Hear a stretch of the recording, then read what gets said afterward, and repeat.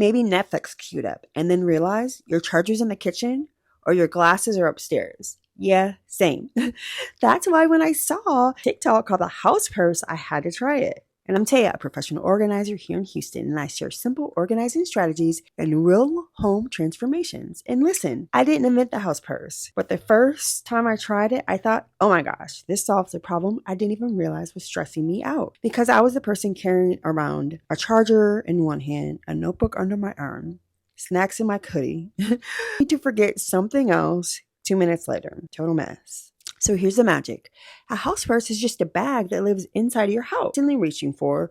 So instead of running back and forth, you just grab the bag. Here's what's inside. My current book and journal, because if I don't keep them close, they collect dust.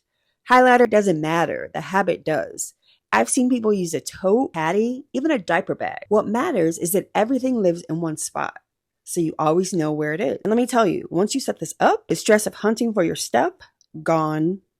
You just grab it and go, even if go just means you're moving from the couch to the bedroom. So now I'm curious. Simple, it's ADHD friendly, and honestly a little lifesaver. Try it out and see if it makes your home feel calmer and easier to live in.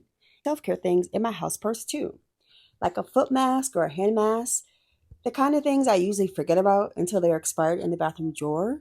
Now when I'm curled up on the couch watching Netflix, watching my latest Netflix obsession with my cat snuggled up next to me, I'll actually remember to use them. And that's the real secret to organizing. It's not just about being perfect, it's about putting things where you'll actually use them. The same reason why I always tell my clients to keep coupons in the glove box instead of the kitchen drawer. Right place, right time. That's what makes the system stick. And by the way, mine's not even a purse. It's literally just a plain Dollar Tree tote. A purse usually has compartments built in. This basket doesn't, so I added my own. I used a little clear bin to hold pens and pencils, and I'm thinking about adding another one for my self-care things. The beauty of this is you don't need a fancy bag. You can make it work with whatever you already have. You just add the pieces that make sense for you.